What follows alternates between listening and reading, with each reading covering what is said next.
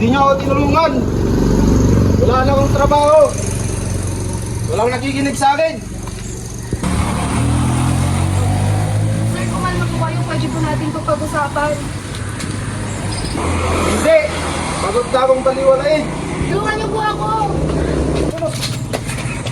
Dahil sa matinding emosyon at personal problems ni Mark, nauwi ang sitwasyon sa hostage crisis. Siguraduhin yung ligtas sa paligid.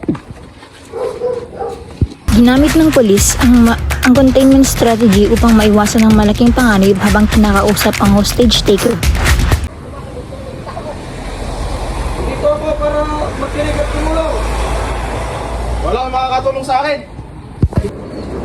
Naiintindihan ko na sasaktan ka. Kiramdam ko ang wala nang halaga ang buhay ko. Wala ka, barinig ko na yan.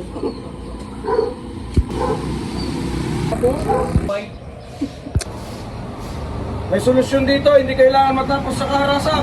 Please, gusto ko lang makauwi. Sa negotiation stage, mahalaga ang active listening, empathy at pagpapakalma sa hostage taker.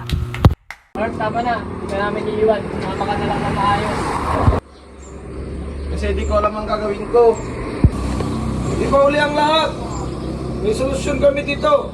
Kung papalayain mo siya. At marahang kumalma si Mark, unti-unting bumaba ang emosyon ng hostage taker sa pamamagitan ng maayos na komunikasyon.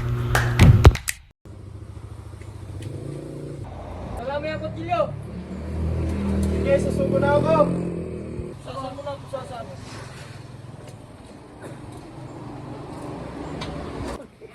Pagtulungan.